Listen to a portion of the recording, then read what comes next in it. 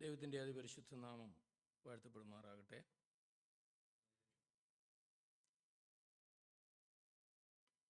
നമുക്ക് അല്പസമയത്തെ ചിന്തയ്ക്കായിട്ട് പത്രോസിൻ്റെ ഒന്നാമത്തെ ലേഖനം അതിൻ്റെ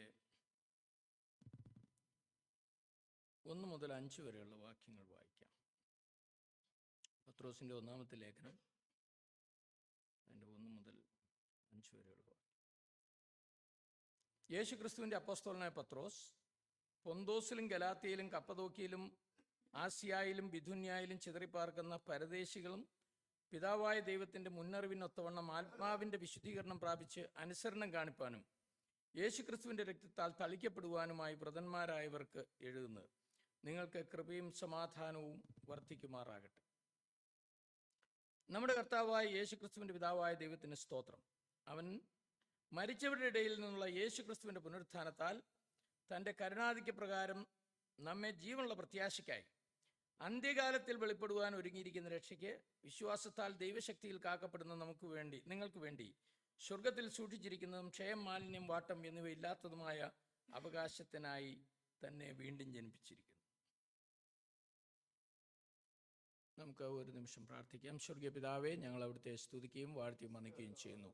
കാരുണ്യവാനായ കർത്താവേ, അവിടുത്തെ വചനത്തിനായിട്ട് നന്ദിയോടെ സ്തോത്രം.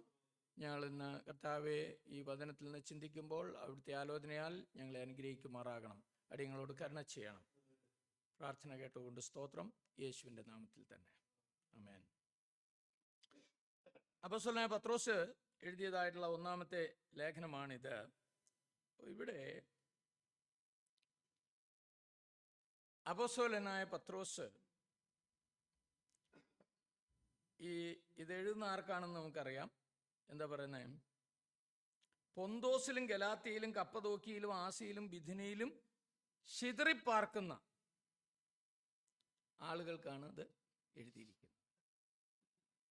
വലിയ കഷ്ടത നിമിത്തം ചിതറിപ്പോയി പല സ്ഥലങ്ങളിൽ ചിതറിപ്പാർക്കുന്നതായിട്ടുള്ള ആളുകൾക്ക് ഈ ലേഖനം മുഴുവൻ നമ്മൾ പരിശോധിച്ചാൽ അവർ വലിയ കഷ്ടതയിലാണ് എന്ന് നമുക്ക് കാണുവാനായിട്ട് മനസ്സിലാക്കുവാനായിട്ട് കഴിയും.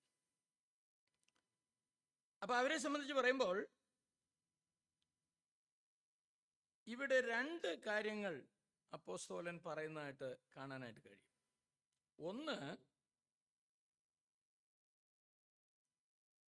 പരദേശികളാണ്. എന്താണ് പറയുന്നത്? എക്സൈൽസ്, ഏലിയൻസ് എന്നൊക്കെ പറയും. പരദേശികൾ. അപ്പൊ പരദേശി എന്ന് പറയുമ്പോൾ എന്താ ഉദ്ദേശിക്കുന്നത്? സ്വന്തം സ്ഥലമല്ല, അല്ലേ? അപ്പൊ നമ്മൾ മനസ്സിലാക്കേണ്ട കാര്യം, ദൈവമക്കളെ സംബന്ധിച്ചിടത്തോളം നമ്മൾ പരദേശികളാണ്. ഈ ലോകത്തിൽ അന്യരും പരദേശികളുമാണ് എന്നുള്ളതാണ്. അപ്പൊ പരദേശി എന്ന് പറയുമ്പോൾ 2 കാര്യങ്ങൾ നമുക്കതിൽ മനസ്സിലാക്കാനായിട്ട് ഉണ്ട്. ഒന്ന്, ഇത് നമ്മുടെ സ്വന്തം ദേശമല്ല, പരദേശമാണ്, സ്വന്തം ദേശം അല്ല. അപ്പോൾ സ്വന്തമല്ലാത്ത ദേശത്തെ താമസത്തെ സംബന്ധിച്ചുള്ള നമ്മുടെ ഒരു നിലപാട് എന്തായിരിക്കും? നിങ്ങൾ ഇവിടുന്ന് എറണാകുളത്ത് വന്ന് 2 ദിവസം താമസിക്കാനായിട്ട് വന്നു കഴിഞ്ഞാൽ എന്തുമായിരിക്കും? വല്ലവിധേന അവിടുത്തെ കാര്യം തീർത്ത് അടുത്ത വണ്ടി കയറണം എന്നുള്ളതായിരിക്കും. അതാണ് ഒരു പരദേശവാസത്തെ സംബന്ധിച്ചുള്ള നമ്മുടെ കാഴ്ചപ്പാടെന്ന് പറയുന്നത്. അപ്പം നമ്മളിവിടെ താൽക്കാലികമാണ്. അപ്പോൾ ഇത് എൻ്റെ സ്വന്തം ദേശമല്ല എന്നുള്ള തിരിച്ചറിവ് നമ്മിൽ ഉണ്ടാക്കുന്ന അടുത്ത പ്രതികരണം എന്ന് പറയുന്നത് ഇത് താൽക്കാലിക വാസമാണ്, അത് കഴിച്ചിലായിട്ട് ഞാൻ ഇവിടുന്ന് പോകേണ്ടവനാണ് എന്നുള്ള കാര്യമാണ്. അപ്പം ഇങ്ങനെ ഉള്ള ഈ എക്സൈലിൽ ജീവിക്കുന്ന ആളുകളെ സംബന്ധിച്ച് പത്രോസ് പറയുന്നേ, പരദേശികളായിട്ടുള്ള ആളുകൾ എന്ന് പറയുമ്പോൾ അത് കാണിക്കുന്ന ഒരു കാര്യം, അവർ തങ്ങളുടെ സ്വന്തം ദേശത്തല്ല എന്നുള്ളതാണ്. അപ്പൊ ഈ ലോകം നമുക്കുള്ളതല്ല എന്ന് കർത്താവ് പറഞ്ഞിട്ടുണ്ട്, അല്ലേ? യോഹന്നാന്റെ സുവിശേഷം 17-ാം അധ്യായത്തിൻ്റെ അകത്തൊക്കെ കർത്താവ് ഇങ്ങനെ 15-ാം അധ്യായത്തിൻ്റെ അകത്ത് പറഞ്ഞിട്ടുണ്ട്, ഞാൻ നിങ്ങൾ ലോകക്കാരായിരിക്കാതെ നിങ്ങളെ ലോകത്തിൽ നിന്ന് വിളിച്ചിരിക്കുന്നത് കൊണ്ട് ലോകം നിങ്ങളെ പകയ്ക്കും. നിങ്ങൾ ലോകക്കാരായിരുന്നുവെങ്കിൽ ലോകം തനിക്ക് സ്വന്തമായതിനെ സ്നേഹിക്കുമായിരുന്നു. എന്നാൽ നിങ്ങൾ ലോകക്കാരായിക്കാതെ ഞാൻ നിങ്ങളെ തിരഞ്ഞെടുത്തിരിക്കുന്നതുകൊണ്ട് ലോകം നിങ്ങളെ പകയ്ക്കും എന്ന് കർത്താവ് പറഞ്ഞിട്ടുണ്ട്. അപ്പോൾ പ്രിയപ്പെട്ടവരെ, ഈ ലോകത്തിൽ നമുക്ക് പ്രശ്നമുണ്ട്, പ്രതിസന്ധിയുണ്ട്. എന്നാൽ നമുക്കുള്ള ആശ്വാസം ഇതൊരു താൽക്കാലിക വാസമാണ്, ഇവിടെ നിത്യമായ വാസം നമുക്കില്ല എന്നുള്ളതായിരിക്കുന്ന കാര്യമാണ്. അപ്പോൾ നമ്മൾ പലപ്പോഴും ഇങ്ങനെയുള്ള പാട്ടുകളൊക്കെ പാടും. നമ്മൾ അന്യൻ പരദേശി എന്നെൻ്റെ മേലെഴുത്ത് എന്നാൽ സർവസ്വവും എൻ്റേതത്രേ, അല്ലേ? അതുപോലെ ഒരു മനോഹരമായ പാട്ടുണ്ട്, എന്താണ്? എൻ്റെ ദേശം ഇവിടെയല്ല, അല്ലേ? നമ്മളത് ഇടയ്ക്ക് പാടാറുള്ള പാട്ടാണ്, അല്ലേ? നിങ്ങൾ പാടിയിട്ടുണ്ടോന്ന് അറിഞ്ഞൂടാ? അക്കരയ്ക്ക് യാത്ര ചെയ്യും സിയോൻ സഞ്ചാരി, അല്ലേ? എൻ്റെ ദേശം ഇവിടെയല്ല, ഇവിടെ ഞാൻ പരദേശവാസിയാണല്ലോ. പിന്നെ അടുത്ത വരി എന്തുവാ? അക്കരെയാണ് എൻ്റെ ശാശ്വത നാട്, അവിടെ എനിക്ക് ഒരുക്കുന്ന ഭവനമുണ്ട്. നല്ല പാട്ടൊക്കെ ജോറാണ്, പക്ഷെ നമ്മൾ അത് എത്രമാത്രം ഉൾക്കൊണ്ടിട്ടുണ്ടെന്നുള്ളതാണ് വിഷയം, അല്ലേ? ഇവിടെ ഞാൻ താൽക്കാലികവാസിയാണ്. പിന്നെ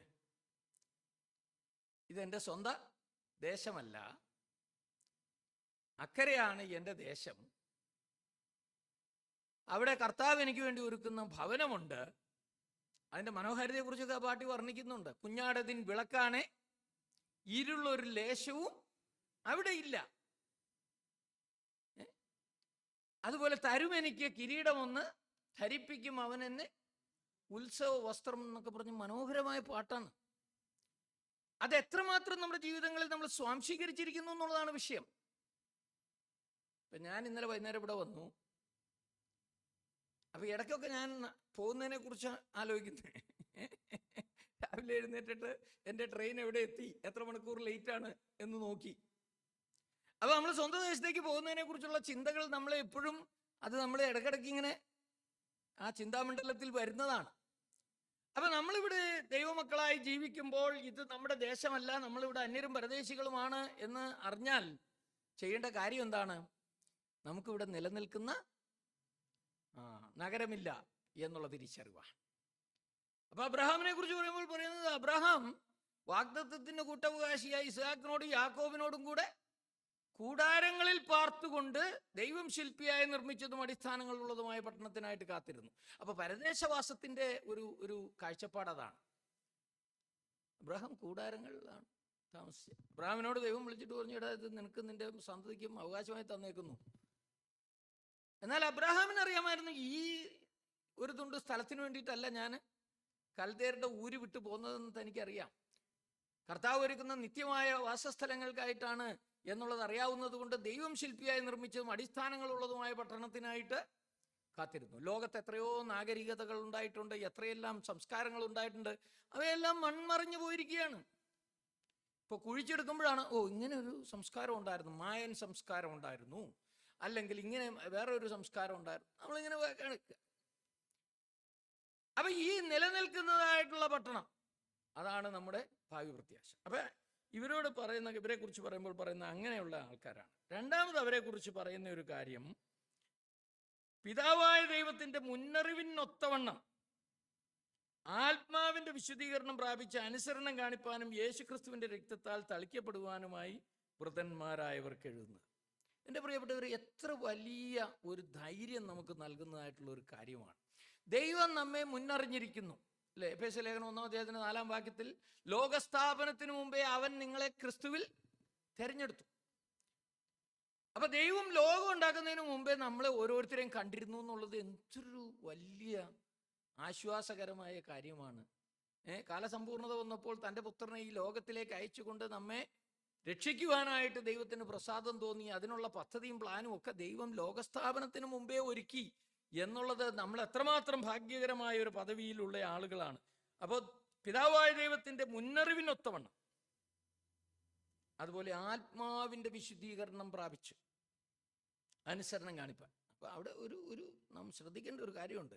ഈ ആത്മാവിന്റെ വിശുദ്ധീകരണം പ്രാപിക്കുന്നത് എന്തിനായിട്ടാണ്?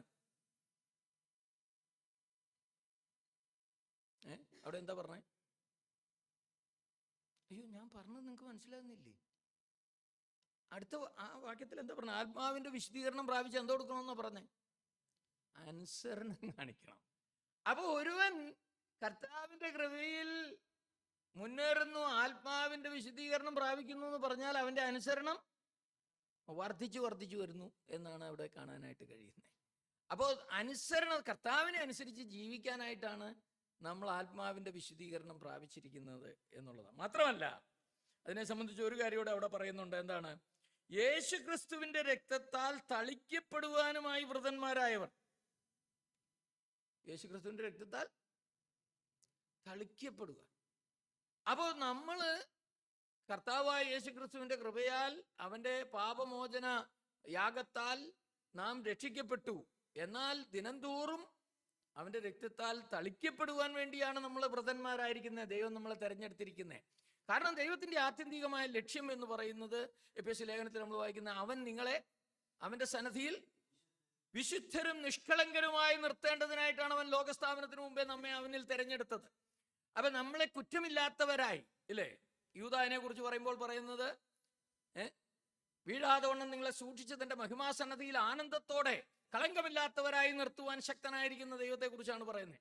അപ്പൊ നമ്മള് വിശുദ്ധിയരുടെ തികവിൽ കർത്താവിന്റെ രൂപത്തോട് അനുരൂപരാക്കി രൂപാന്തരപ്പെടുത്തിക്കൊണ്ട് ദൈവ സന്നിധിയിൽ കുറ്റമില്ലാത്തവരും നിഷ്കളങ്കരുമായിട്ട് നിർത്തുവാനായിട്ടാണ് ദൈവം നമ്മെ തെരഞ്ഞെടുത്തിരിക്കുന്നത്. ആ പ്രവർത്തനം ദൈവം നമ്മിൽ നടത്തിക്കൊണ്ടിരിക്കുകയാണ്. അതിനായിട്ട് ദിനംതോറും കർത്താവായ യേശു ക്രിസ്തുവിന്റെ രക്തത്താൽ തളിക്കപ്പെടുവാനുമായിട്ട് വ്രതന്മാരായിരിക്കുന്നവരാണ്. അപ്പൊ ദൈവമക്കളെ, നമ്മളെ സംബന്ധിച്ചിടത്തോളം ഈ രണ്ട് ബോധ്യങ്ങൾ നമുക്ക് ആവശ്യമാണ്. ഒന്ന്, നാം ഈ ലോകത്തിനുള്ളവരല്ല, ഈ ലോകവാസികളല്ല. അത് നമ്മൾ മനസ്സിലാക്കണം. രണ്ട്, നാം വിശുദ്ധിയിൽ നിന്ന് വിശുദ്ധിയിലേക്ക് കർത്താവിന്റെ രൂപത്തോട് അനുരൂപമായി തീരുന്നവരെ വിശുദ്ധീകരണം പ്രാപിച്ചുകൊണ്ട് യേശുക്രിസ്തുവിന്റെ രക്തത്താൽ കഴുകൽ പ്രാപിച്ച് വിശുദ്ധീകരണം പ്രാപിച്ച് യേശുക്രിസ്തുവിന്റെ അതേ പ്രതിമയായി രൂപാന്തരപ്പെടുന്നതിനുള്ള ആ വലിയ ഒരു ലക്ഷ്യത്തിലാണ് ദൈവം നമ്മെ വിളിച്ച് വേർതിരിച്ചിരിക്കുന്നത്. അതുകൊണ്ട് നമ്മൾ രക്ഷിക്കപ്പെട്ടു, നമ്മൾ സ്നാനപ്പെട്ടു, നമ്മൾ ദൈവസഭയുടെ അംഗങ്ങളായി തീർന്നില്ല. നമുക്കുള്ള ഉന്നതമായ ലക്ഷ്യത്തെ നമ്മൾ കരുതിക്കൊള്ളുവാൻ ആവശ്യമുണ്ട്. പലപ്പോഴും സംഭവിച്ചു പോകുന്നത്, ആളുകൾ ഇങ്ങനെ തുടങ്ങും, എന്നാൽ കുറച്ച് കഴിയുമ്പോൾ എന്തോ സംഭവിക്കും? ലോകക്കാരല്ല എന്നുള്ളതൊക്കെ മറന്നിട്ട് ലോകം അവരിലേക്ക് ഇങ്ങനെ പതുക്കെ കടന്നു കയറാനായിട്ട് തുടങ്ങും. അതിനെക്കുറിച്ച് ഞാൻ രക്ഷിക്കപ്പെട്ട കാലത്ത് കേട്ടിട്ടുള്ള ഒരു നിങ്ങളൊക്കെ കേട്ടിട്ടുണ്ടാവും, ആളുകൾ പ്രസംഗകർ പറയാറുള്ളത് എന്തുവാണ്, നമ്മൾ ലോകത്തിൽ ലോകക്കാരല്ലാതെ ജീവിക്കുന്നതിനെ കുറിച്ച് ഒരു എക്സാമ്പിൾ പറയാറുള്ളത് എന്താണ്? ഈ വെള്ളത്തിൽ കിടക്കുന്ന വള്ളം പോലെയാണ് എന്നുള്ളതാണ്. അപ്പോൾ വെള്ളത്തിലാണ് കിടക്കുന്നത്, പക്ഷെ വള്ളത്തിൻ്റെ അകത്തേക്ക് വെള്ളം കയറാൻ തുടങ്ങി കഴിഞ്ഞാൽ എന്ത് സംഭവിക്കും? മുങ്ങിപ്പോകും. നമ്മൾ വെള്ളത്തിലാകും എന്നുള്ളത് സത്യമാണ്. എനിക്കൊരു എക്സ്പീരിയൻസ് ഉണ്ട്. ഞാനും എൻ്റെ വല്യപ്പനും കൂടെ കൂടിയിട്ട് ഒരിക്കൽ ഒരു മഴക്കാലത്ത് നദി ഇങ്ങനെ വല്ലാതെ കവിഞ്ഞ് കിടക്കുന്ന സമയത്ത് താൻ ഉണ്ടാക്കിയേക്കുന്ന ഒരു അലൂമിനിയം ബോട്ടുണ്ട്. അതിൻ്റെ അകത്ത് പുഴ ക്രോസ് ചെയ്യാനായിട്ട് പോയി. അപ്പോൾ കുറച്ച് താഴെ ചെന്ന് വേണം ഇത് ചെയ്യാനായിട്ട്, ഒരു കിലോമീറ്ററോളം പോകണം. അപ്പം ഞാനിങ്ങനെ ഈ ബോട്ടിലേക്ക് കയറുമ്പോൾ എൻ്റെ അകത്തുനിന്നൊരു ചെറിയ ഹോളിൽക്കിടെ ഇങ്ങനെ വെള്ളം കയറുന്നുണ്ട്. അപ്പോൾ ഒരു ചെറിയ പാത്രം വെച്ചിട്ടുണ്ട്. അപ്പോൾ എൻ്റെ ഗ്രാൻഡ് ഫാദർ എന്നോട് പറഞ്ഞു. അപ്പം ഞാൻ പറഞ്ഞു, വെള്ളം കയറുന്നുണ്ടല്ലോ അപ്പം അദ്ദേഹം പറഞ്ഞു, കുഴപ്പമില്ല, നീ ഈ പാത്രം കൊണ്ട് തേവിയാൽ മതി എന്ന് പറഞ്ഞു. അപ്പം എനിക്കതത്ര തോന്നിയില്ല. എങ്കിലും സാധാരണ ഒരാളൊക്കെയാണ് കയറുന്നത്, അല്ലെങ്കിൽ ഒന്നോ രണ്ടോ പേര് കയറിയ ചെറിയതായിട്ട് ക്രോസ് ചെയ്യുള്ളൂ. ഇത് ഒരുപാട് ദൂരം പോകണം. അപ്പോൾ ഞാനിങ്ങനെ തേവിക്കൊണ്ടിരുന്നു കയറുന്ന വെള്ളം. പക്ഷെ ഈ സാധനം ഞാൻ തേവുന്നതിനേക്കാൾ സ്പീഡിലാണ് ഇത് കയറിക്കൊണ്ടിരിക്കുന്നത്. എന്തിനാ പറഞ്ഞേ, ഏകദേശം ഞങ്ങൾ എത്തേണ്ട സ്ഥലമായപ്പോഴത്തേക്കും ഈ സാധനം മുങ്ങിപ്പോയി. അപ്പം അന്ന് എനിക്ക് വലിയൊരു ഇൻസൈറ്റ് കിട്ടിയത്, ഈ വള്ളത്തിലേക്ക് വെള്ളം കയറാൻ തുടങ്ങിക്കഴിഞ്ഞാൽ പിന്നെ അത് എത്ര സമയം എടുക്കും എന്നുള്ളൊരു വിഷയം മാത്രമേ ഉള്ളൂ. മുങ്ങും എന്നുള്ളതിന് യാതൊരു തർക്കവുമില്ല. അതുകൊണ്ട് എൻ്റെ പ്രിയപ്പെട്ടവരെ, ലോകം നമ്മിലേക്ക് പതുക്കെ പതുക്കെ അതിക്രമിച്ച് കയറാൻ തുടങ്ങിക്കഴിഞ്ഞാൽ നമ്മൾ സൂക്ഷിക്കണം. അത് അപ്പം തന്നെ അടയ്ക്കാനുള്ള പരിപാടി നമ്മൾ ചെയ്യേണ്ട ആവശ്യമുണ്ട്. പലപ്പോഴും ഇന്ന് സംഭവിക്കുന്ന കാര്യം എന്ന് പറയുന്നത്, ദൈവത്തിൻ്റെ സഭയിലേക്ക് ലോകം അതിക്രമിച്ച് കയറിയിട്ട് അതെല്ലാം പുതിയ പുതിയ മോഡേൺ കലാപരിപാടികളായിട്ട് മാറിക്കൊണ്ടിരിക്കുന്ന ഒരു കാലഘട്ടത്തിലാണ് നമ്മൾ ജീവിക്കുന്നത്. ഭക്തി എന്നുള്ളതും ദൈവഭയം എന്നുള്ളതും നഷ്ടമായിക്കൊണ്ടിരിക്കുന്ന ഒരു കാലഘട്ടത്തിലാണ് നമ്മൾ ജീവിച്ചുകൊണ്ടിരിക്കുന്നത്. അതുകൊണ്ട് നമ്മൾ സൂക്ഷിക്കുവാൻ ആവശ്യമുണ്ട്. ദൈവം നമ്മെ ലോകക്കാരല്ലാതെയാണ് വിളിച്ചിരിക്കുന്നത്. ശരി, അപ്പൊ നമ്മൾ അന്യരും പരദേശികളുമാണ്. യേശു ക്രിസ്തുവിന്റെ രക്തത്താൽ തളിക്കപ്പെട്ട് ദൈവസന്നിധിയിൽ നിഷ്കളങ്കരായി കുറ്റമില്ലാത്തവരായി വെളിപ്പെടുവാനായിട്ട് ദൈവം വിളിച്ച് വേർതിരിച്ചിരിക്കുന്ന ആളുകളാണ്. അങ്ങനെയുള്ള ആളുകളുടെ ഒരു വലിയ അനുഗ്രഹം എന്ന് പറയുന്നത് നിങ്ങൾക്ക് കൃപയും സമാധാനവും വർദ്ധിക്കുമാറാകട്ടെ എന്നാണ്. നിങ്ങളുടെ വീട്ടിൽ സമ്പത്ത് വർദ്ധിക്കട്ടെ എന്നല്ല പത്രോസ് പറയുന്നേ, പിന്നെന്താണ്? കൃപയും സമാധാനവും. അപ്പൊ കൃപമേൽ കൃപ പ്രാപിക്കുവാനുള്ള വലിയ സാധ്യത, ദിവ്യമായ ദൈവിക സമാധാനത്തിന്റെ ഉടമകളായി ജീവിക്കുവാനുള്ള വലിയൊരു സാധ്യതയാണ് ഇങ്ങനെയുള്ള അന്യരും പരദേശികളും കർത്താവായ യേശു ക്രിസ്തുവിന്റെ രക്തത്താൽ തളിക്കപ്പെടുന്നവരുമായിട്ടുള്ള ദൈവമക്കൾക്ക് ലഭിക്കുന്നത്. അപ്പൊ ഇത് നമ്മൾ കരുതിക്കൊള്ളേണ്ട കാര്യം. അതുകൊണ്ട് ദൈവം നമ്മളെ അനുഗ്രഹിക്കില്ലെന്നോ നമ്മുടെ കാര്യം നടത്തില്ലെന്നോ ഒന്നുമല്ല ഞാൻ പറഞ്ഞതിന്റെ അർത്ഥം. എന്നാൽ മെയിൻ ഫോക്കസ് അതല്ല. കർത്താവ് പറഞ്ഞു, ഒരുത്തൻ ലോകം മുഴുവൻ നേടിയാലും അവൻ്റെ ആത്മാവ് നഷ്ടമായാൽ എന്തോ പ്രയോജനം. ഞാൻ ഇന്നലെ രാത്രി ഒരു കുടുംബവുമായിട്ട് ഇരുന്ന് സംസാരിക്കുകയായിരുന്നു അവരുടെ ചില പ്രശ്നങ്ങളെക്കുറിച്ച്. ഒരു മനുഷ്യന് എത്രയാണ് 40 കോടി രൂപ കിട്ടിയിരിക്കുകയാണ്. പക്ഷേ അദ്ദേഹം മരിച്ചുപോയി. അദ്ദേഹത്തിൻ്റെ ഭാര്യയ്ക്ക് 40 കോടി രൂപ, ഒരു കമ്പനി ഉണ്ടായിരുന്നു, അത് പിന്നെ വേറൊരു പാർട്ടി അതിൽ മേജർ ചങ്ക് ഓഫ് മണി അടിച്ചുകൊണ്ട് പോയി. എന്നിട്ട് ബാക്കിയുള്ളത് ഇത് ചെയ്ത് അവർക്ക് 40 കോടി രൂപ കിട്ടിയിട്ട് എന്തോ ചെയ്യുമെന്നാണ് അവർ ഭയപ്പെടുന്നത്. ഇത് പറഞ്ഞ് ഞാൻ സംസാരിച്ച പയ്യൻ്റെ ജീവിതം അവർ ദുരിതപൂർണമാക്കിക്കൊണ്ടിരിക്കുക. അപ്പോൾ അവർ ഇന്നലെ രാത്രി വിളിക്കണമെന്ന് പറഞ്ഞ് ഞാൻ രാത്രി 2 മണി വരെ ഇരുന്ന് ദുബായിൽ അവർ ഓൺലൈനായിട്ട് ഞങ്ങൾ ഇതിനെക്കുറിച്ച് ഡിസ്കസ് ചെയ്യുമായിരുന്നു. അപ്പം ഞാൻ ഓർത്തു, മനുഷ്യന് എത്രയുണ്ടായാലും, കർത്താവ് പറഞ്ഞ എത്രയോ സത്യമാണ്, ഒരുത്തിന് സമൃദ്ധി ഉണ്ടായാലും അവൻ്റെ ജീവനാധാരമായിരിക്കുന്ന അവൻ്റെ വസ്തുവകകളല്ല. എൻ്റെ പ്രിയപ്പെട്ടവരെ, നമുക്ക് ദൈവം തന്നിട്ടുള്ളതിൽ സംതൃപ്തി കണ്ടെത്തിക്കൊണ്ട് നിത്യമായ വാസ സ്ഥലങ്ങളെ ലാക്കാക്കിക്കൊണ്ട് സ്വർഗീയമായതിനെ നോക്കിക്കൊണ്ട് ജീവിക്കുവാനുള്ള വലിയ സാധ്യത ഒരു ദൈവവൈതലിന് ശേഷിച്ചിരിക്കുന്നു എന്ന് ഞാൻ നിങ്ങളോട് പറയാം. ഇനി ദൈവം ഇന്ന് തന്നിട്ടുള്ളതിൽ നമ്മൾ സംതൃപ്തരാകുന്നില്ലെങ്കിൽ എത്ര കിട്ടിയാലും നമുക്ക് ഒരു സംതൃപ്തി ഉണ്ടാകാനും പോകുന്നില്ല എന്നും പറഞ്ഞു. അപ്പൊ നമുക്ക് അത്യാവശ്യമായിരിക്കുന്ന കാര്യം, അപ്പൊ ഞാൻ അവൻ്റെ അമ്മായിയാണ്, ആ സ്ത്രീയെ കുറിച്ച് ഓർത്തപ്പോൾ എനിക്ക് തോന്നി, ഈ സഹോദരിക്ക് ഒരു സ്വസ്ഥതയില്ലല്ലോ, ഒരു സ്വസ്ഥതയുമില്ല. അപ്പൊ കാശിഷ്ടം പോലെയുണ്ട്, പക്ഷെ സമാധാനമില്ല, സ്വസ്ഥതയില്ല. എന്നാൽ ദൈവമക്കളായ നമുക്ക് ദൈവം പറഞ്ഞിരിക്കുന്ന കാര്യം, നിങ്ങൾക്ക് കൃപയും സമാധാനവും വർദ്ധിക്കുമാറാകട്ടെ എന്നാണ് അപ്പോസ്തലനായ പത്രോസ് പറയുന്നത്. കാരണം കർത്താവ് പറഞ്ഞു, എൻ്റെ സമാധാനം ഞാൻ നിങ്ങൾക്ക്. അപ്പൊ ദൈവമക്കൾക്ക് ലഭിക്കുന്ന സമാധാനം എന്ന് പറയുന്നത് വളരെ വ്യതിരിക്തമായിട്ടുള്ള ഒരു സമാധാനമാണ്. അത് കർത്താവ് പറഞ്ഞു, ഈ ലോകം തരുന്ന പോലെയല്ല. യോഹന്നാൻ സുവിശേഷം 14-ാം അധ്യായത്തിൽ നമ്മൾ വായിക്കുന്നുണ്ട്, എൻ്റെ സമാധാനം ഞാൻ നിങ്ങൾക്ക് തന്നേച്ചു പോകുന്നു. അത് ലോകം തരുന്ന പോലെയല്ല. ലോകം തരുന്നൊരു സമാധാനമുണ്ട്. എന്താണ്? എല്ലാ കാര്യങ്ങളും കുഴപ്പമില്ലാണ്ട് പോകുമ്പോൾ, സ്നേഹസമ്പന്നരായിരിക്കുന്ന ആളുകളുടെ സാമീപ്യം നമുക്കുണ്ടായിരിക്കുമ്പോൾ, രോഗപീഠകളൊന്നും ഇല്ലാത്തതായിരിക്കുന്ന ഒരു ജീവിത സാഹചര്യമുള്ളപ്പോൾ, സാമ്പത്തികമായ പ്രതിസന്ധികളൊന്നും ഇല്ലാതിരിക്കുന്ന ഒരു സാഹചര്യം നമുക്കുള്ളപ്പോൾ നമുക്ക് എന്ത് തോന്നും? ഒരു കുഴപ്പമില്ലാന്ന് തോന്നും. ദൈവത്തിന്റെ ആവശ്യമുണ്ടെന്ന് പോലും നമുക്ക് തോന്നൂല, പ്രാർത്ഥിക്കേണ്ട ആവശ്യമുണ്ടെന്ന് പോലും തോന്നൂല. എന്നാൽ അത് ലോകം തരുന്ന സമാധാനം, സാഹചര്യങ്ങളിൽ അധിഷ്ഠിതമായിരിക്കുന്ന സമാധാനമാണ്. ഒരു നിമിഷ നേരം കൊണ്ട് സംഗതി മാറി. പെട്ടെന്നൊരു സാമ്പത്തികമായിരിക്കുന്ന പ്രതിസന്ധി ഉടലെടുക്കുന്നു, ആളുകൾ ആത്മഹത്യ ചെയ്തു പോവുകയാണ്. അല്ലെങ്കിൽ വലിയ ഒരു രോഗം നമ്മെ ബാധിക്കുന്നു, അല്ലെങ്കിൽ പ്രിയപ്പെട്ടവരുടെ ആരെങ്കിലും വേർപാട് നമ്മെ രസിക്കുന്നു. ആളുകൾ ഉണ്ടെന്ന് കരുതുന്ന സകല സമാധാനവും അവർക്ക് നഷ്ടമായി തീരുകയാണ്. അവർ ആശ്വാസം പ്രാപിപ്പാൻ മനസ്സില്ലാത്തവരായി തീരുന്നതായിട്ട് കാണുവാനായിട്ട് നമുക്ക് കഴിയും. എന്നാൽ കർത്താവ് നമുക്ക് നൽകുന്ന സമാധാനം എന്ന് പറയുന്നത് പ്രതിസന്ധികളുടെ നടുവിൽ, പ്രതികൂലങ്ങളുടെ മധ്യത്തിൽ ദൈവം നമുക്ക് നൽകുന്ന ദിവ്യമായ സമാധാനമാണ്. കഷ്ടതയുടെ നടുവിൽ അത് കർത്താവ് കൽവറി ക്രൂശിന്മേൽ ആഘോഷിച്ചതായിട്ടുള്ള സമാധാനമാണ്.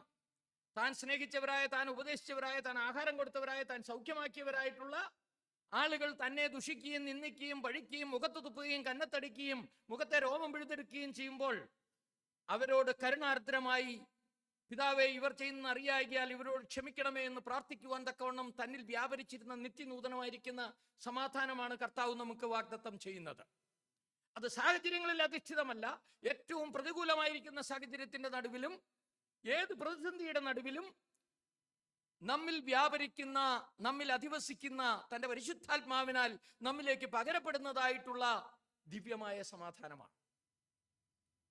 ഈ മനുഷ്യർക്ക് ഏറ്റവും ആവശ്യമായിരിക്കുന്നതാണ്. കാരണം അവരായിരിക്കുന്ന സാഹചര്യം എന്ന് പറയുന്നത് വലിയ പ്രതികൂലങ്ങളുടെ നടുവിലാണ്.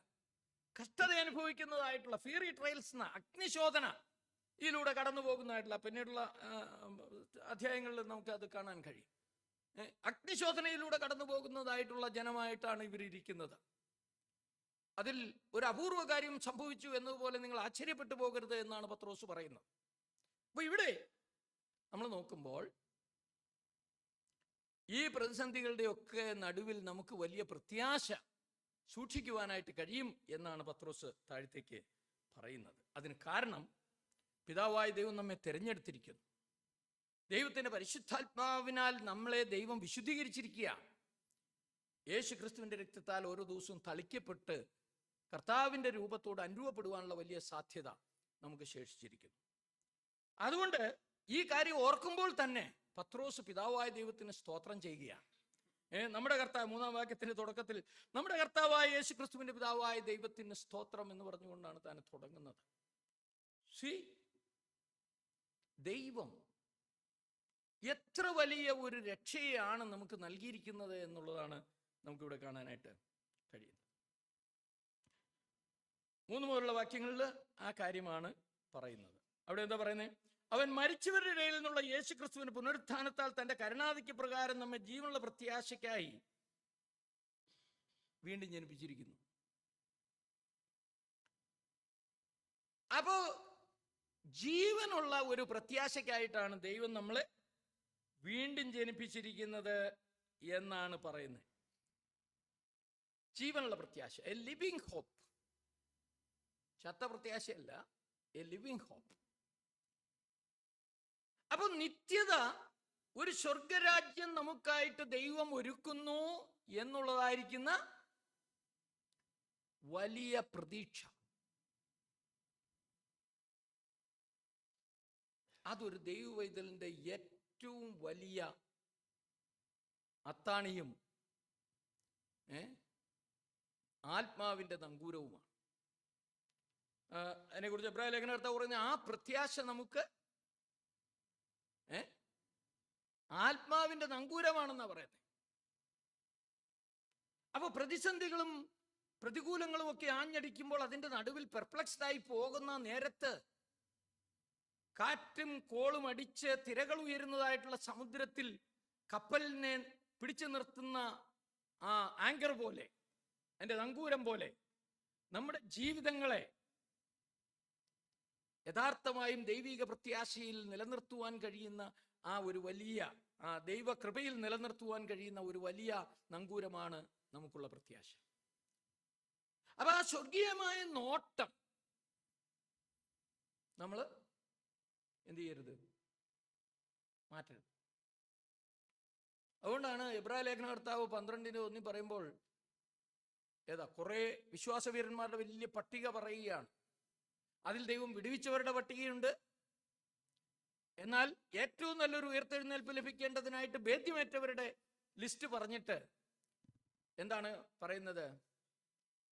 സഹോദരന്മാരെ, സാക്ഷികളുടെ ഇത്ര വലിയൊരു സമൂഹം നമുക്ക് ചുറ്റും നിൽക്കുന്നത് കൊണ്ട് നാം എന്തോ ചെയ്യണം? നാം മുറുകെ പറ്റുന്ന പാപവും സകല ഭാരവും വിട്ട് നമ്മുടെ മുമ്പിൽ വെച്ചിരിക്കുന്ന ഓട്ടം സ്ഥിരതയോടെ ഓടണം. അപ്പൊ നമ്മുടെ വിശ്വാസ ജീവിതത്തിന്റെ ഓട്ടം സ്ഥിരതയോടെ ഓടണം. അങ്ങനെ ഓടണമെങ്കിൽ എന്ത് ചെയ്യണം? വിശ്വാസത്തിന്റെ നായകനും പൂർത്തി വരുത്തുന്നവനുമായ യേശുവിനെ നോക്കണം. നമ്മുടെ നോട്ടം കർത്താവിൽ തന്നെ നമ്മൾ ഫോക്കസ് ചെയ്യണം. പലപ്പോഴും നമുക്ക് പറ്റിപ്പോകുന്നത്, നമ്മൾ ചില ആളുകളെ നോക്കും, പിന്നെ നമ്മളെ നയിക്കുന്ന ചില ആൾക്കാരെ നോക്കും, നമ്മുടെ കൂടെയുള്ള ചില ആൾക്കാരെ നോക്കും. പക്ഷെ അവരൊക്കെ നോക്കിയാൽ നമ്മൾ തളർന്നു പോകാനുള്ള സാധ്യത. കർത്താവായി യേശുവിനെ നോക്കണം. എന്നിട്ട് അടുത്ത വാക്യത്തിൽ എബ്രായ ലേഖന കർത്താവ് പറയും, നിങ്ങളുടെ ഉള്ളിൽ ക്ഷീണിച്ച് മടുക്കാതിരിപ്പാൻ പാപികളാൽ ഇങ്ങനെയുള്ള ദോഷം സഹിച്ചവനെ ധ്യാനിച്ചു കൊള്ളുവിൻ. അപ്പൊ ഈ വിശ്വാസ ജീവിതത്തിൽ പ്രതിസന്ധികൾ വരുമ്പോൾ, പ്രതികൂലങ്ങൾ വരുമ്പോൾ, നമ്മൾ വിശ്വസിക്കുന്നവർ നമ്മളെ പിന്നെ എന്ത് ചെയ്യുന്നു? ടിച്ച് ചെയ്യുന്നു, നമ്മളെ പിന്നെ ചതിക്കുന്നു, അല്ലെങ്കിൽ ഇങ്ങനെയൊക്കെയുള്ള കാര്യങ്ങൾ വരുമ്പോൾ നമ്മൾ എന്ത് കൊടുക്കും? ഓയ്യോ, മടുത്തു പോകും.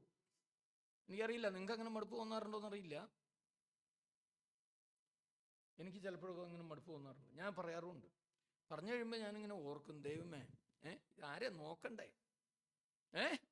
മനുഷ്യരെയല്ലല്ലോ നോക്കട്ടെ. മനുഷ്യരെയൊക്കെ നോക്കിയാൽ നമ്മൾ തളർന്നു പോകും.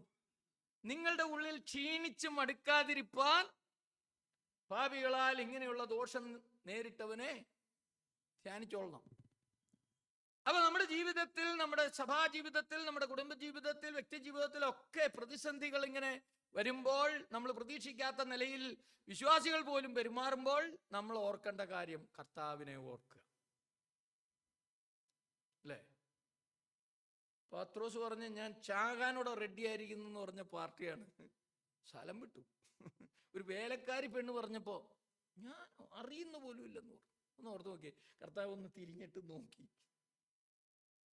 അപ്പൊ അവന് സുബോധം വന്നു, പുറത്തു പോയി കരഞ്ഞു. എൻ്റെ പ്രിയപ്പെട്ടവരെ, ദൈവം നമുക്ക് തുണയായിട്ടുണ്ടെങ്കിൽ വേറെ ആരില്ലേലും കുഴപ്പമില്ല. എന്നാൽ ആരൊക്കെ ഉണ്ടായാലും ദൈവം നമ്മളോട് കൂടെ ഇല്ലെങ്കിൽ നമ്മൾ എന്തൊക്കെയാന്ന് പറഞ്ഞിട്ടും കാര്യമില്ല. അപ്പൊ ഇവിടെ നമുക്ക് വേണ്ടി കർത്താവ് ചെയ്തതിനെ ഓർക്കുക. ദൈവം നമുക്ക് വെച്ചിരിക്കുന്ന വലിയ പ്രത്യാശയിൽ നമ്മുടെ ചിന്തകൾ ഉടക്കി നിൽക്കുവാൻ ആവശ്യമുണ്ട്. ദിനംതോറും നമ്മുടെ ഹൃദയത്തിന്റെ ധ്യാനമായിരിക്കേണ്ടത് അവന്റെ പ്രത്യക്ഷതയിൽ നമുക്ക് വരുവാനിരിക്കുന്ന ആ ദൈവകൃപയെ ധ്യാനിച്ചു കൊള്ളുവാനാണ് പത്രോസ് താഴത്തേക്ക് പറയുന്നുണ്ട്. പൂർണ്ണ പ്രത്യാശ അതിൽ വെച്ചോളാനാ പറയുന്നത്, അല്ലേ? എൻ്റെ 13-ാമത്തെ വാക്യത്തിൽ, നിങ്ങളുടെ മനസ്സുറപ്പിച്ച് നിർമ്മതരായി യേശുക്രിസ്തുവിന്റെ പ്രത്യക്ഷതയിൽ നിങ്ങൾക്ക് വരുവാനുള്ള കൃപയിൽ പൂർണ്ണ പ്രത്യാശ വെച്ചുകൊള്ളുവിൻ എന്നാണ് അവിടെ പറയുന്നത്. അതുകൊണ്ട് എൻ്റെ പ്രിയ സഹോദരങ്ങളെ, ഞാൻ നിങ്ങളോട് പറയാം, നമ്മുടെ പ്രത്യാശ എന്ന് പറയുന്നതാണ് നമ്മുടെ ജീവിതത്തിന്റെ അടിസ്ഥാനവും ആധാരവും. പ്രത്യാശയാലല്ലോ നാം രക്ഷിക്കപ്പെട്ടിരിക്കുന്നതെന്നാണ് പൗലോസ് ചോദിക്കുന്നത്. കാണുന്ന പ്രത്യാശയോ? പ്രത്യാശയല്ല. ഈ കാണുന്നതൊന്നും ഒരു പ്രത്യാശയല്ല. പലപ്പോഴും ആളുകൾ ഈ ലോകത്തിന്റെ ലൗകികമായിരിക്കുന്ന പ്രത്യാശകളിൽ തങ്ങളുടെ ആത്യന്തികമായ ലക്ഷ്യം കണ്ടെത്തി പോകുന്നു. വീട് വെക്കുക, കാറ് മേടിക്കുക, പിന്നെ എന്ത് ചെയ്യുക, പിള്ളേരെ കെട്ടിക്കുക, ഇങ്ങനെയൊക്കെയുള്ള പരിപാടി. ഇതൊന്നും മോശമല്ല, ഇതെല്ലാം നല്ല പരിപാടി തന്നെയാണ്. എന്നാൽ അതൊന്നുമല്ല കർത്താവ് നമ്മെ വീണ്ടെടുത്തിരിക്കുന്നതിൻ്റെ ആത്യന്തികമായ ലക്ഷ്യം. ദൈവം നമ്മെ രക്ഷിച്ചിരിക്കുന്നത് തന്നോടുകൂടെ നിത്യമായി വാഴുവാനായിട്ടാണ്, തന്നോടുകൂടെ ആയിരിക്കാനായിട്ടാണ്. ആ സൗഭാഗ്യത്തിൻ്റെതായിരിക്കുന്ന ആനന്ദ സ്ഥലങ്ങളിലേക്ക് ദൈവം നമ്മെ ആനയിക്കുന്ന ഒരു ദിവസം വരും എന്നുള്ള പ്രത്യാശയാലാണ്. മരിച്ചവരുടെ പുനരുത്ഥാനമാണ് നമ്മുടെ പ്രത്യാശയുടെ ആധാരം എന്ന് പറയുന്നത്. അപ്പൊ അത് എപ്പോഴും നമ്മുടെ മനോമുകുരങ്ങളിൽ ഇങ്ങനെ തെളിഞ്ഞു നിൽക്കണം. ഇവിടെ ഈ തുടർന്നുള്ള വാക്യങ്ങളിൽ അപ്പോസ്തലൻ പറയുന്നതായിട്ടുള്ള ഒരു കാര്യം ഇതാണ്. എന്താ പറയുന്നത്? നമ്മെ ജീവനുള്ള പ്രത്യാശയ്ക്കായിട്ട് വീണ്ടും ജനിപ്പിച്ചിരിക്കുന്നു എന്ന് പറയുമ്പോൾ അതിന്റെ അടിസ്ഥാനം എന്താന്ന് ചോദിച്ചാൽ തൻ്റെ കരുണാധിക്യ പ്രകാരം ദൈവത്തിന് നമ്മോട് കരുണ തോന്നി. പാപികളായി, ഈ ലോകത്തിൽ ദുഷ്ടന്മാരായി, ദൈവപ്രിയമല്ലാതെ ഭോഗപ്രിയരായി, ദൈവമില്ലാത്തവരായി, വാഗ്ദത്തത്തിന്റെ നിയമങ്ങൾക്ക് അന്യരായി ഈ ലോകത്തിന്റെ വഴിക്കോടെ സഞ്ചരിച്ചിരുന്ന നമ്മൾ, അതിക്രമങ്ങളാലും പാപങ്ങളാലും മരിച്ചവരായിരുന്ന നാം, ഈ ലോകത്തിന്റെ കാലഗതിയെയും അനുസരണക്കേടിന്റെ മക്കളിൽ ഇപ്പോൾ വ്യാപരിക്കുന്ന ആത്മാവിന് അധിപതിയായ പിശാചിനെ അനുസരിച്ചുകൊണ്ട് അവരുടെ ഇടയിൽ നാനാമോഹങ്ങൾക്ക് അധീനരായി ജഡത്തിനും മനോവികാരങ്ങൾക്കും ഇഷ്ടമായത് ചെയ്തുകൊണ്ട് പ്രകൃതിയാൽ ദൈവകോപത്തിന്റെ അവകാശികളായിരുന്ന നമ്മെ കർത്താവ് വീണ്ടെടുത്ത് രക്ഷിച്ച് നിത്യമായ പ്രത്യാശ നമുക്ക് നൽകിയിരിക്കുക. അപ്പൊ ആ ജീവനുള്ള പ്രത്യാശയ്ക്ക് അടിസ്ഥാനം ദൈവത്തിന്റെ കരുണയുടെ ആധിക്യമാണ്. ഒരു കരുണയും കാണിക്കേണ്ട ആവശ്യമില്ല. എന്നാൽ ദൈവത്തിന് നമ്മളോട് കരുണ കാണിപ്പാൻ കൃപ തോന്നി, മനസ്സലിവ് തോന്നി. അപ്പൊ കരുണാധിക്യ പ്രകാരം ഇത് ചെയ്തിരിക്കുക. അതിനുള്ള മുഖാന്തരം എന്ന് പറയുന്നത് എന്താണെന്നാ പറയുന്നത്? അവൻ മരിച്ചവരുടെ ഇടയിൽ നിന്നുള്ള യേശുക്രിസ്തുവിന്റെ പുനരുത്ഥാനത്താലാണ് നമ്മെ ജീവനുള്ള പ്രത്യാശയ്ക്കായി വീണ്ടും ജനിപ്പിച്ചിരിക്കുന്നത്. അപ്പൊ ഈ പ്രത്യാശയ്ക്കായിട്ട് നമ്മളെ ജനിപ്പിച്ചിരിക്കുന്നത് യേശുക്രിസ്തുവിന്റെ മരിച്ചവരുടെ ഇടയിൽ നിന്നുള്ള പുനരുത്ഥാനത്താലാണ്. റോമാലേഖനത്തിൽ അപ്പോസ്തലനായ പൗലോസ് പറയുമ്പോൾ അതിന്റെ 3:23 പറയുന്നത്, നമ്മുടെ നീതീകരണത്തിനായി മരണത്തിനേൽപ്പിച്ചും നമ്മുടെ രക്ഷയ്ക്കായി ഉയർപ്പിച്ചുമിരിക്കുന്ന യേശുക്രിസ്തുവിന്റെ 4:23 ഞാൻ കരുതുന്നത്. റോമാലേഖനത്തിൽ അവിടെ പറയുന്നത് ഇങ്ങനെയാണ്, നമ്മുടെ അതിക്രമങ്ങൾ നിമിത്തം 4:24 നമ്മുടെ അതിക്രമങ്ങൾ നിമിത്തം മരണത്തിനേൽപ്പിച്ചും നമ്മുടെ നീതീകരണത്തിനായി ഉയർപ്പിച്ചുമിരിക്കുന്ന യേശുക്രിസ്തുവിനെ മരിച്ചവരിൽ നിന്ന് ഉയർപ്പിച്ചവനിൽ വിശ്വസിക്കുന്ന നമുക്കും കണക്കിടുവാനുള്ളതാകയാൽ തന്നെ. അപ്പൊ കർത്താവായ യേശുക്രിസ്തുവിനെ മരണത്തിന് ഏൽപ്പിച്ചത് നമ്മുടെ അതിക്രമങ്ങൾ നിമിത്തമാണ്. ഞാനും നിങ്ങളും ചെയ്ത പാപ നിമിത്തം കർത്താവ് മരിക്കേണ്ടതായിട്ട് വന്നു. പത്രോസ് അതിനെ കുറിച്ച് പറയുമ്പോൾ 2:24 പറയുന്നത്, നാം പാപം സംബന്ധിച്ച് മരിച്ച് നീതിക്ക് ജീവിക്കേണ്ടതിന് അവൻ തന്റെ ശരീരത്തിൽ നമ്മുടെ പാപങ്ങളെ ചുമന്നുകൊണ്ട് ക്രൂശിന്മേൽ കയറി അവന്റെ അടിപ്പിണരുകളാൽ നമുക്ക് സൗഖ്യം വന്നിരിക്കുന്നു. 2 കൊരിന്ത്യർ 5:21 പറയുന്നു, പാപമറിയാത്തവനെ നാം അവനിൽ ദൈവത്തിന്റെ നീതിയാകേണ്ടതിന് അവൻ നമുക്ക് വേണ്ടി പാപമാക്കി. ഗലാത്യ ലേഖനം 3:13 പറയുന്നത്, മരത്തിന്മേൽ തൂങ്ങുന്നവനെല്ലാം ശപിക്കപ്പെട്ടവൻ എന്ന് എഴുതിയിരിക്കുന്ന പോലെ ക്രിസ്തു നമുക്ക് വേണ്ടി ശാപമായി തീർന്നു എന്നാണ്. അപ്പൊ അങ്ങനെ കർത്താവ് നമുക്ക് പകരക്കാരനായി, നിന്ദിതനായി, നിസാരനായി, നിസ്സഹായനായി, ഏതുമില്ലാത്തവനായി ക്രൂശിന്മേൽ നീച മരണത്തിന് തന്നെത്താൻ ഏൽപ്പിച്ചു കൊടുത്തതിന്റെ കാരണം, പിതാവായ ദൈവം അവനെ കൈവിട്ടതിന്റെ കാരണം നമ്മുടെ അതിക്രമങ്ങളായിരുന്നു. എന്നാൽ 3-ാം നാളിൽ യഹൂദന്മാരുടെ സകല പ്രതീക്ഷകളെയും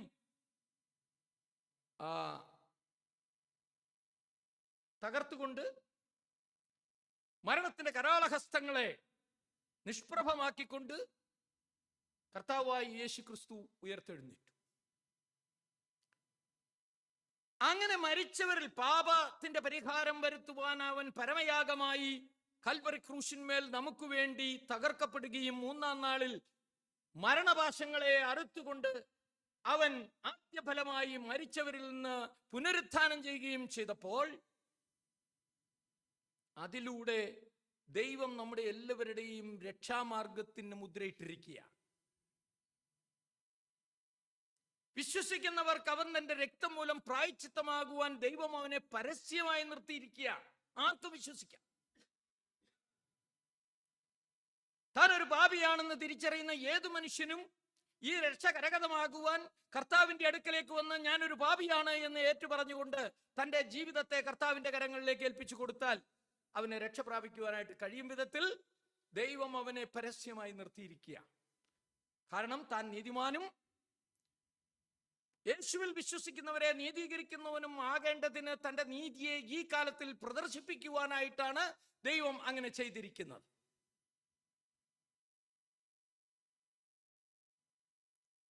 പാപം ചെയ്യുന്നവനോട് ചുമ്മാ പുറത്തുകളയുക എന്ന് പറയുന്നത് ദൈവത്തിന് സാധിക്കുന്ന കാര്യമല്ല. പാപം ചെയ്യുന്ന ദേഹി മരിക്കും, അവൻ ശിക്ഷ ഏൽക്കും എന്നുള്ളതായിരിക്കുന്ന ദൈവിക ന്യായപ്രമാണം നമ്മിൽ നിവർത്തിക്കപ്പെടുവാൻ തക്കവണ്ണം നമ്മുടെ പാപത്തിന്റെ ശിക്ഷ ഏറ്റെടുത്തുകൊണ്ട് കൽവറി ക്രൂശിന്മേൽ അവനെ തകർത്ത് കളവാൻ യഹോവയ്ക്ക് പ്രസാദം തോന്നിയെന്ന് ഇതിനെ മുൻകണ്ടുകൊണ്ട് യെശയ്യാ പ്രവാചകൻ പ്രവചിക്കുകയാണ്. അപ്പോൾ ദൈവം നമ്മുടെ പാപങ്ങളെ കർത്താവിൽ ചുമത്തിക്കൊണ്ട് അവനെ മരണത്തിനേൽപ്പിക്കുകയും മരിച്ചവരിൽ നാദ്യഫലമായി മൂന്നാം നാൾ ഉയർത്തെഴുന്നേൽപ്പിക്കുകയും ചെയ്തുകൊണ്ടാണ് നമുക്ക് ഈ ഭാവി പ്രത്യാശ നൽകിയിരിക്കുന്നത്. അപ്പൊ ആ വാക്യം നമ്മൾ ഒന്നുകൂടെ വായിക്കുമ്പോൾ, അവൻ എന്ന് പറഞ്ഞാൽ ദൈവം, അവൻ മരിച്ചവരുടെ ഇടയിൽ നിന്നുള്ള യേശുക്രിസ്തുവിന്റെ പുനരുത്ഥാനത്താൽ തന്റെ കരുണാധിക്യ പ്രകാരം നമ്മെ ജീവനുള്ള പ്രത്യാശയ്ക്കായി വീണ്ടും ജനിപ്പിച്ചിരിക്കുന്നു എന്നാണ് പറയുന്നത്. അപ്പൊ പ്രിയപ്പെട്ടവരെ, ഇത് വളരെ കുറിക്കൊള്ളേണ്ട ഒരു കാര്യമാണ്.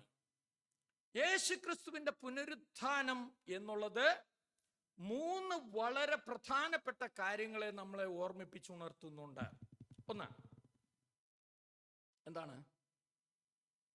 മരിക്കുന്നതോടെ കാര്യങ്ങൾ തീരുന്നില്ല.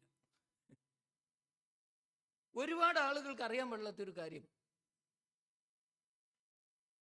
ഈ ലോകത്തിനപ്പുറം എന്തെങ്കിലും ഉണ്ടെന്ന് അവർ ചിന്തിക്കുന്നു പോലുമില്ല. നിങ്ങൾ ആളുകളോട് സംസാരിച്ചിട്ടുണ്ടെങ്കിൽ മനസ്സിലാവും. എന്തുവാ, മരിച്ചു കഴിഞ്ഞാൽ എന്താ സംഭവിക്കുന്നതെന്ന് ചോദിച്ചു കഴിഞ്ഞാൽ എന്തായിരിക്കും പറയുക? യോണീശ്വര, എന്തായിരിക്കും ആളുകൾ പറയുക?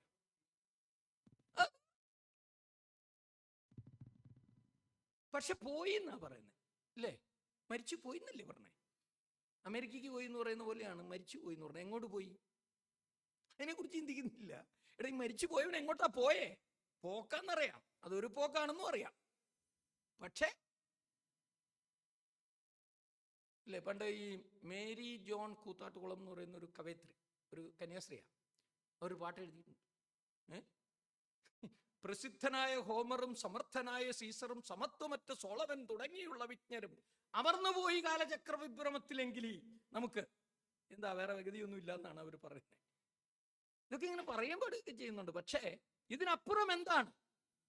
എന്നാൽ പ്രിയപ്പെട്ടവരെ, മരണത്തോടെ കാര്യങ്ങൾ അവസാനിക്കുന്നില്ല എന്നുള്ളതിൻ്റെ ഉറപ്പ് ദൈവം ലോകത്തിന് കൊടുത്തിരിക്കുന്നത് മരിച്ചവരിൽ നിന്നുള്ള യേശുക്രിസ്തുവിന്റെ പുനരുത്ഥാനത്താലാണ്.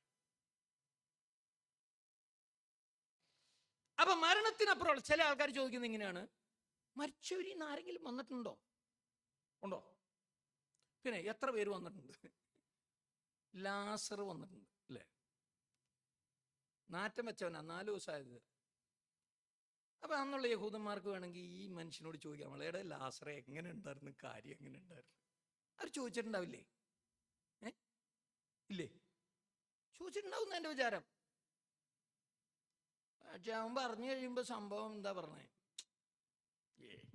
അങ്ങനെയൊന്നും ആകാൻ വഴിയില്ല. അല്ലെങ്കിൽ വാസ്തവത്തിൽ അവരെല്ലാം യേശുവിൽ വിശ്വസിക്കേണ്ടതല്ലേ? അതിൻ്റെ ഒരു ഗൗരവം മനസ്സിലായി. ഇത്ര വലിയൊരു സംഗതി കണ്ടിട്ട് അവർ വിശ്വസിച്ചില്ല. അവനെ ക്രൂശിക്കാന്ന് സകലരോടും കൂടെ ചേർന്ന് പറഞ്ഞു എന്ന് പറയുമ്പോൾ, ഞാൻ പണ്ട് ഓർത്തിട്ടുണ്ട്, ഞാൻ യേശു ഉണ്ടായിരുന്ന കാലത്തായിരുന്നു ജീവിച്ചെങ്കിൽ വളരെ നല്ലതായിരുന്നല്ലോ എന്നെനിക്ക് തോന്നി. പിന്നെ ഞാൻ ദൈവത്തിനെ പഠിച്ചപ്പോൾ എനിക്ക് മനസ്സിലായി, ചിലപ്പോൾ യുവമാരുടെ കൂടെ ചേർന്ന് ബറബാസിനെ തരൂ എന്ന് പറയുന്നവരുടെ കൂട്ടത്തിലായി പോകാനുള്ള ഒരു സാധ്യത ഉണ്ടായിരുന്നു. വളരെ നന്നായി ഇപ്പം ജനിച്ചത് എന്ന് മനസ്സിലായി. ആ മനുഷ്യർ ഇത്ര അത്ഭുതങ്ങൾ കണ്ടു, എത്രയോ പേര് സൗഖ്യമാകുന്നത് കണ്ടു, കുഷ്ഠരോഗികൾ സൗഖ്യമാകുന്നു, മുടന്തർ നടക്കുന്നു, പിറവിയിലെ കുരുടന്റെ കാഴ്ച ഇങ്ങനെ തുറന്നു വരുമ്പോൾ അവർ പറഞ്ഞേ, ഇവന് ശരിക്കും ജന്മന ഇങ്ങനെ ആയിരുന്നോ ചോദിക്കുക. ഏത് പിറവിയിലെ കുരുടൻ കാഴ്ച കണ്ടിട്ട് നിൽക്കുമ്പോ അവന്റെ അമ്മയപ്പന്മാരെ ഒന്ന് ആലോചിച്ച് നോക്കിയേ. ഏത് ഒരു കാര്യം ഞങ്ങൾക്കറിയാം, ഇവൻ ജനിച്ചപ്പോ കുരുടനായിരുന്നു, ഇപ്പൊ കാണുന്നുണ്ട്. പക്ഷെ എങ്ങനെ അറിയാൻ മേല. എങ്ങനെയുണ്ട്? ചില കാരണവന്മാർ ഇതുപോലെ മാവിലാവിക്കാരെ പോലെയാണ്. എന്നാ ചെറുക്കൻ പണ്ട് നമ്മുടെ സഭയിലായിരുന്നു, ഇപ്പൊ അവനെ ആണ്ട് പ്രാർത്ഥന എന്നൊക്കെ പറഞ്ഞു നടക്കുന്നുണ്ട്. എന്നാ ഇത് എന്താടാവൂ എന്ന് ചോദിക്കണ്ടേ? പിറവിലെ കുരുടൻ, അവന്റെ കണ്ണ് തുറന്നിരിക്കുകയാണ്. അപ്പൊ വാസ്തവത്തിൽ, എടാ മോനെ, എങ്ങനെടാ ഇത് തുറന്നേ? എങ്ങനെടാ, ആരടാ ഇത് തുറന്നേ? അവൻ പറയണ്ട്, യേശു എന്ന് പറയുന്ന ഒരു മനുഷ്യൻ എന്നോട് ഇങ്ങനെ പറഞ്ഞു, കഴുകാൻ പറഞ്ഞു, എനിക്ക് സൗഖ്യായി. അപ്പൊ ഈ യേശു ആരടാ? ഞങ്ങൾക്കൊന്നും കാണണല്ല. കണ്ണിന് ഒരു കാഴ്ചയും കിട്ടിയില്ലെങ്കിലും അവിടെ കൊണ്ടുപോയാൽ ചിലപ്പോൾ നിങ്ങൾ ഈ ഇപ്പോൾ പല ആശുപത്രി ഉണ്ട്, കണ്ണാശുപത്രി ഉണ്ടല്ലോ. ഇപ്പോൾ ടോണി ഫെർണാണ്ടസിൻ്റെ അടുത്തൊന്ന് കൊണ്ടുപോയാൽ ചിലപ്പോൾ എന്തെങ്കിലും 4 ദിവസം മെനക്കെട്ട് അവിടെ പോയി കാശ് മുടക്കി ക്യൂ നിന്ന് ആളെ കാണാൻ വേണ്ടിയിട്ട് നമ്മൾ പോവും. അപ്പൊ അതുള്ള മനുഷ്യര് ഇങ്ങനെ ഒരു കാര്യം കണ്ടിട്ട് അപ്പൊ ഇന്നും എന്നും ദൈവത്തിന്റെ മഹത്വം വെളിപ്പെടുന്നതിന് മനുഷ്യര് എങ്ങനെയെങ്കിലും അതിനെ എക്സ്പ്ലെയിൻ ഔട്ട് ചെയ്യാനായിട്ടാണ് ശ്രമിക്കുന്നത്. എന്നാൽ ഞാൻ നിങ്ങളോട് പറയാം, നിത്യതയെക്കുറിച്ച് നമുക്ക് ബോധ്യമില്ലെങ്കിൽ, മരിച്ചവർ ഉയർത്തെഴുന്നേൽക്കുന്നില്ല എങ്കിൽ നമ്മളുടെ വിശ്വാസം വ്യർത്ഥം, ഞങ്ങളുടെ പ്രസംഗം വ്യർത്ഥം എന്നാണ്. നിങ്ങളുടെ വിശ്വാസം വ്യർത്ഥം, ഞങ്ങളുടെ പ്രസംഗം വ്യർത്ഥം എന്നാണ് പൗലോസ് പറയുന്നത്.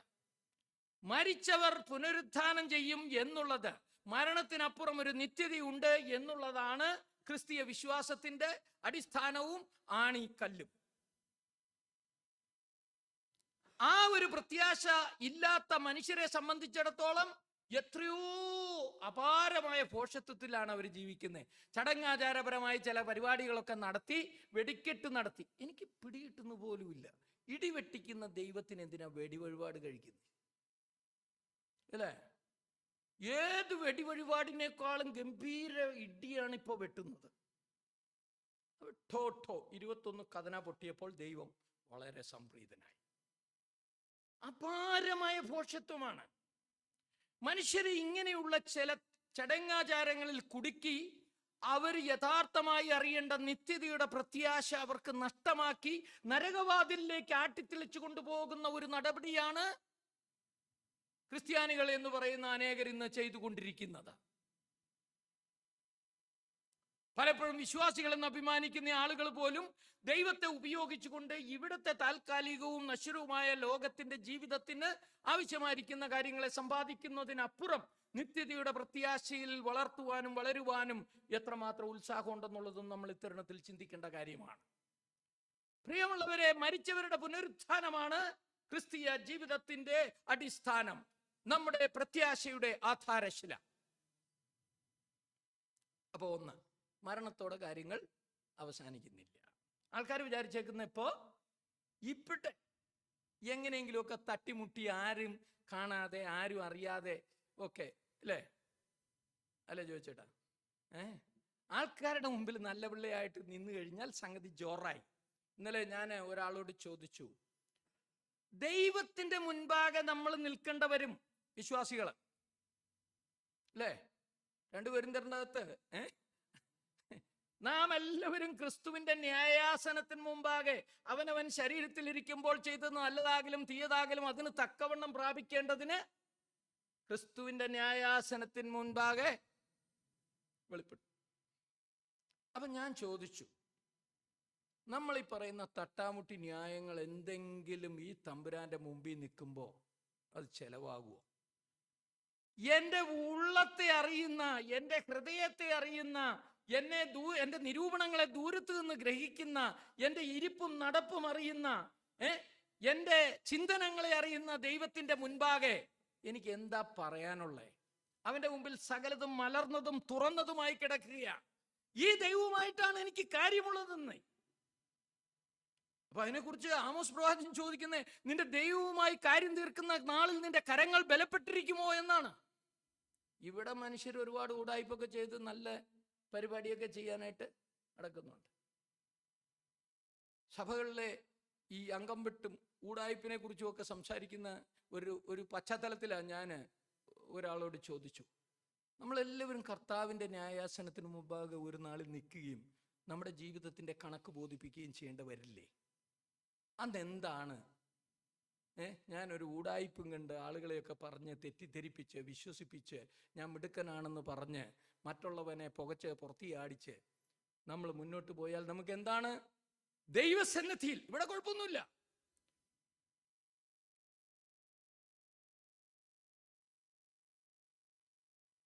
ഒരു നിത്യതയുണ്ട്. രണ്ട്, കർത്താവ് ഓർപ്പിക്കുന്ന കാര്യം എന്താന്ന് ചോദിച്ചാൽ, കർത്താവ് ഓർപ്പിക്കുന്ന കാര്യം ഞാൻ അവസാനിപ്പിക്കുക. കർത്താവ് ഓർപ്പിക്കുന്ന കാര്യം, ഈ യേശുക്രിസ്തു ദൈവപുത്രനാണെന്നുള്ളതിൻ്റെ ഉറപ്പ്, യേശുക്രിസ്തുവിൻ്റെ മരിച്ചവരെന്നുള്ള പുനരുത്ഥാനത്തിൽ. റോമാലേഖനം 1-ാം അധ്യായത്തിന് 4-ാം വാക്യം, ജഡം സംബന്ധിച്ച് ദാവീദിന്റെ സന്തതിയായി ജനിക്കുകയും മരിച്ചിട്ട് ഉയർത്തെഴുന്നേറ്റതിനാൽ വിശുദ്ധിയുടെ ആത്മാവ് സംബന്ധിച്ച് ദൈവപുത്രൻ എന്ന് ശക്തിയോടെ നിർണയിക്കപ്പെടുകയും ചെയ്തിരിക്കുന്നവനാലല്ലോ ഞങ്ങൾ അവന്റെ നാമത്തിനായി അപ്പോസ്തലത്വം പ്രാപിച്ചതെന്നാണ് പൗലോസ് പറയുന്നത്. യേശുക്രിസ്തു ദൈവപുത്രനാണെന്നുള്ളത് സംശയാതീതമായി തെളിയിക്കപ്പെടുകയും സ്ഥാപിക്കപ്പെടുകയും ചെയ്തത് താൻ മരിച്ചവരിൽ നിന്ന് പുനരുത്ഥാനം ചെയ്തതിലൂടെയാണ്. ലോകത്തിന്റെ ചരിത്രത്തിൽ അനേക മനുഷ്യർ നല്ല ഉപദേഷ്ടാക്കന്മാരായി, ഗുരുക്കന്മാരായി ലോകത്തിലേക്ക് വന്നിട്ടുണ്ട്, മതസ്ഥാപകരായി വന്നിട്ടുണ്ട്.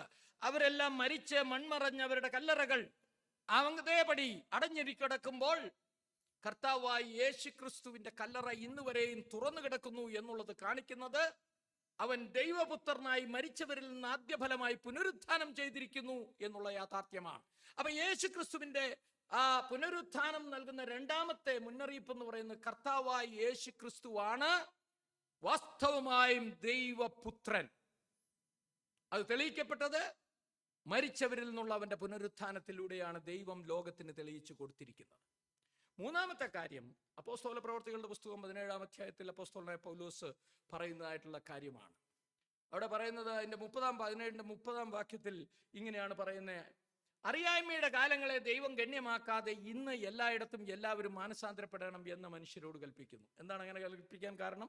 31-ാമത്തെ വാക്യം: താൻ നിയമിച്ച പുരുഷൻ മുഖാന്തരം ലോകത്തെ നീതിയിൽ ന്യായം വിധിക്കുവാൻ അവൻ ഒരു ദിവസത്തെ നിശ്ചയിച്ചിരിക്കുന്നു. യേശുവിനെ മരിച്ചവരിൽ നിന്ന് ഉയർത്തെഴുന്നേൽപ്പിച്ചതിനാൽ സകല മനുഷ്യർക്കും അതിന്റെ ഉറപ്പിനെ നൽകിയിരിക്കുന്നു. എന്താണ്? ലോകത്തെ നീതിയിൽ ന്യായം വിധിക്കുവാൻ കർത്താവായ യേശുക്രിസ്തു മുഖാന്തരം ലോകത്തെ നീതിയിൽ ന്യായം വിധിക്കുവാൻ ദൈവം ഒരു ദിവസത്തെ നിശ്ചയിച്ചു വെച്ചിരിക്കുക.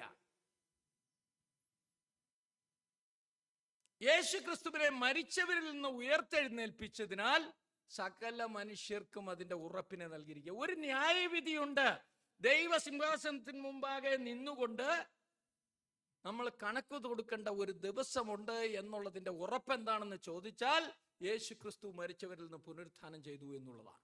അതുകൊണ്ട് പ്രിയ സഹോദരങ്ങളെ, നമ്മൾ ഈ യേശുക്രിസ്തുവിന്റെ പുനരുത്ഥാനത്താൽ നമുക്ക് സന്തോഷിക്കാൻ വകയുണ്ട്. എന്താണ്? കർത്താവ് യേശുക്രിസ്തുവിന്റെ പുനരുത്ഥാനത്താലാണ് നമ്മെ ജീവനുള്ള പ്രത്യാശയ്ക്കായി വിളിച്ചു വേർതിരിച്ച്. എന്നാൽ സർവ്വലോകത്തിനും യേശുക്രിസ്തുവിന്റെ പുനരുത്ഥാനം നൽകുന്ന 3 മുന്നറിയിപ്പുകൾ. മരണത്തോടെ കാര്യങ്ങൾ അവസാനിക്കുന്നില്ല. യേശുക്രിസ്തു ദൈവപുത്രനാണ്. ഒരു ന്യായവിധിയുണ്ട് എന്നുള്ളതിന്റെ ഉറപ്പിനെ ദൈവം നൽകിയിരിക്കുകയാണ്. അതുകൊണ്ട് ഞാൻ എൻ്റെ വാക്കുകൾ ഇവിടെ അവസാനിപ്പിക്കുകയാണ്. ദൈവം അനുവദിച്ചാൽ അടുത്ത ആഴ്ച നമുക്ക് തുടരാം. എന്താണ്? കർത്താവായ യേശുക്രിസ്തുവിന്റെ രക്തത്താൽ തളിക്കപ്പെട്ട് വിശുദ്ധീകരണത്തിൽ വളരുവാൻ മൂടുപടം നീങ്ങിയ മുഖത്ത് കർത്താവിന്റെ തേജസ്സിനെ കണ്ണാടി പോലെ പ്രതിബിംബിക്കുന്നവരായി നാം എല്ലാവരും ദൈവത്തിന്റെ ദാനമാകുന്ന പരിശുദ്ധാത്മാവിനാൽ തേജസ്സിന്മേൽ തേജസ് പ്രാപിച്ച് അവന്റെ അതേ പ്രതിമയായിട്ട് രൂപാന്തരപ്പെടുവാനായിട്ടാണ് കർത്താവ് നമ്മെ വിളിച്ച് ചേർത്തിരിക്കുന്നത്. ലോകസ്ഥാപനത്തിനു മുമ്പേ അവൻ നമ്മെ തെരഞ്ഞെടുത്ത് വിളിച്ച് തൻ്റെ വകയാക്കി മക്കളാക്കി തീർത്തിരിക്കുന്നത് അതിനായിട്ട് യേശുക്രിസ്തുവിനെ മരിച്ചവരിൽ നിന്ന് ഉയർപ്പിച്ചുകൊണ്ട് കർത്താവിൻ്റെ കരുണാധിക്യ പ്രകാരം നമ്മെ ജീവനുള്ള ഒരു പ്രത്യാശയ്ക്കായിട്ട് വീണ്ടും ജനിപ്പിച്ചിരിക്കുകയാണ് എന്നാണ് അപ്പോസ്തലനായ പത്രോസ് പറയുന്നത്. അങ്ങനെ വീണ്ടും ജനിപ്പിച്ചിരിക്കുന്ന ആ പ്രത്യാശയുടെ ആ അവകാശത്തിൻ്റെ മഹിമയും മഹത്വവും എത്ര വലുതാണെന്നുള്ളത് തുടർന്ന് പറയുന്നുണ്ട്. ദൈവം അനുവദിച്ചാൽ അത് നമുക്ക് പിന്നീട് ചിന്തിക്കാം. അതുകൊണ്ട് നമ്മുടെ ജീവിതങ്ങളിൽ ഈ പ്രത്യാശയുടെ ധൈര്യം മുറുകെ പിടിച്ചുകൊണ്ട് ഈ കർത്താവിൻ്റെ രൂപത്തോട് അനുരൂപരായി തീരുവാൻ തക്കവണ്ണം കർത്താവായി യേശുക്രിസ്തുവിന്റെ രക്തത്താൽ അനുദിനം തളിക്കപ്പെട്ടുകൊണ്ട് വിശുദ്ധീകരണത്തിൽ മുന്നേറുവാൻ സർവ്വകൃപാലുവായിട്ടുള്ള ദൈവം നമ്മെ എല്ലാവരെയും സഹായിക്കുമാറാകട്ടെ. അവൻ്റെ വലിയ നാമം മഹത്വപ്പെടുമാറാകട്ടെ.